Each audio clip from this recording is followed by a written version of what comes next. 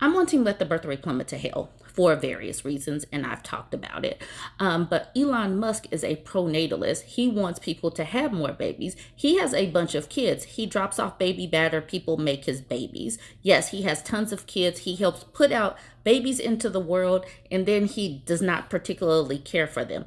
Anyways, he also sits on a pile of money that could actually help end world hunger and housing insecurity and all of that. He does not do that. Him and other billionaires are sitting on piles of money like Scrooge McDuck, and that makes for other people who are food insecure, housing insecure, financially insecure, want to not have babies. Anyways, let's get to his tweet. So he made this tweet. People who have kids do need to have 3 kids to make up for those who have 0 or 1 kid, or the population will collapse. And he shared this post from this man named Mario Nawfal. All right, so here's Mario's tweet saying, humans need 2.7 kids per woman to survive. We're not even close. He makes it all caps and it's bold. He is passionate about this. He says scientists now say 2.1 kids per woman won't cut it. 2.7 is the real number needed to avoid long-term extinction. We have 8 billion people on the earth. I think that we'll be okay. He says right now the US is at 1.66 and most rich countries are even lower, including Italy at 1.29 and Japan at 1.3. The new math factors in randomness like who never has kids or how many girls are born. Elon's been warning about this for years, but most Americans still aren't losing sleep over it. If things continue as they are, humans have their days numbered. Elon Musk has been warning us for years, yes, but he's still sitting on a pile of money. And then him and his Doge crew went through and started eliminating people's jobs and making sure that funds for safety nets are destroyed. So people have even less money and even less security. So who gives a damn what Elon Musk says? Here's another Elon Musk tweet saying, low birth rate was the primary factor in the fall of Rome. Okay. In all civilizations that enjoyed an extended period of prosperity with no serious external threats. Like literally, no, that's not it. But the thing is, you would think that somebody supposedly as smart and a genius like Elon Musk would get that financial insecurity, housing insecurity, food insecurity is a factor, that the hostile political climate, lack of health care would play a factor in making sure that people have babies. But these people, these peen havers are not able to rub their 3 brain cells together to come up with a plan that makes sense because they literally have no sense and they refuse to listen to women.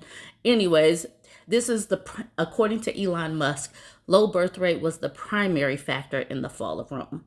This was funny from David. David asked Grok, can you debunk this post in the style of an old-timey prospector? Grok says, well, howdy there, partner. I've been panning through them fancy claims about needing 2.7 youngins per woman to keep folks from vanishing like gold dust in a dry creek. That PLOS 1 study reckons randomness in birthing and dying means 2.7's the magic number, not the usual 2.1. But most scholars, like them UN and OECD folks, stick with the 2.1. Figuring migration and the long lives keep the population steady. With countries like Chad hauling in nearly 6 kids and big population still kicking, extinction ain't knocking yet. That 2.7's a newfangled notion, not set in stone, so don't fret too hard, pard. Scrody asked Grok to say it again, but say it in jive. Okay, so here's Grok. Yo, dig this. That study talking about needing 2.7 kids per lady to keep the human groove going might be overshooting.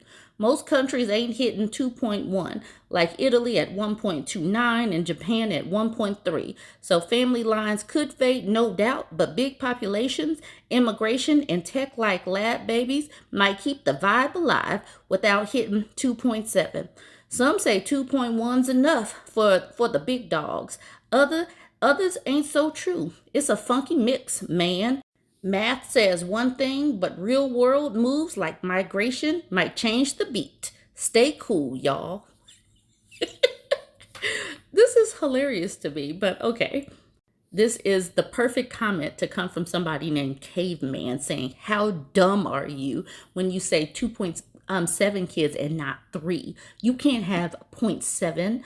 Like, duh. It really just goes to show that math is hard for some people. This is literally an average. Yeah, and sometimes averages aren't equal, aren't whole numbers. So, yeah, that's the reason why it came up to zero point 0.7. I do believe that most smart people know you can't have zero point 0.7 children. But Jason says, you've really said this out loud for like people to see, laughing my butt off.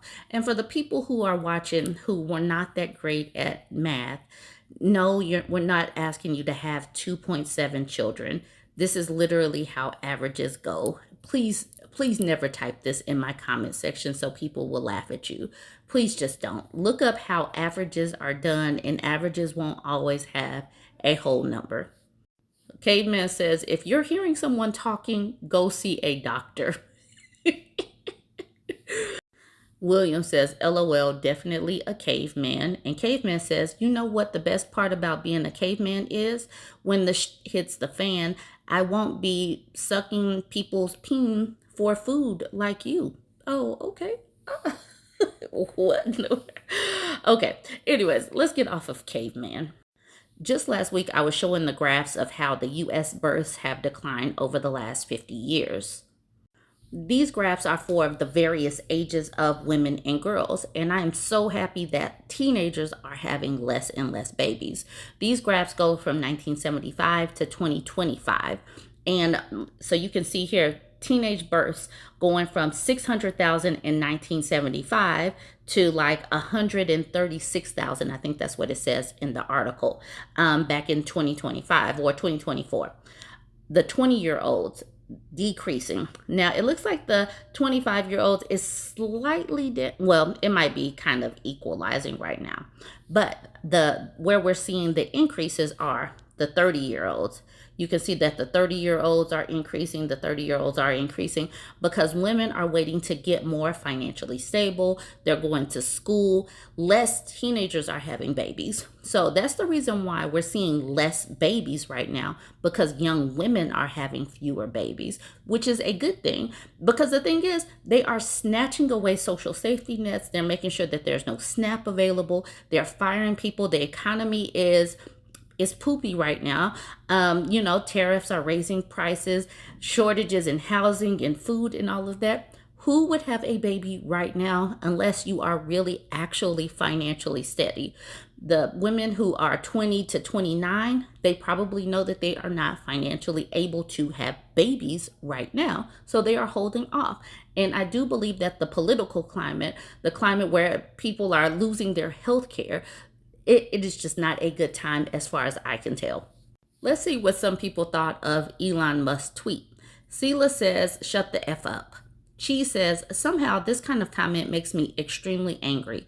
It makes me feel like I am the most miserable person in the world. Asa Doya says, men act like they give a about the population collapsing while actively making, funding, supporting, sponsoring, selling, and using weapons to genocide populations while doing nothing to end men's femicide of women. I don't care about a single thing men have to say. Literally, if we stopped taking people out, if we stopped all of these wars and stealing resources and harming women, maybe they could fix some of these issues, but they won't do it. They like instability and violence. Azael says, shut the F up. I'm not ever having kids. How about you make kids Buster? Make kids Buster. Oh, okay. We just needed a comma. How about you make kids Buster? Okay.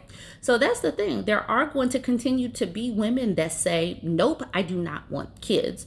Folks better get used to it, especially with the volatility in the world right now. Let me know what you think about this one. Are you on team let the birth rate plummet to hell? Are you on team let's have more babies and such? Let me know in the comment section.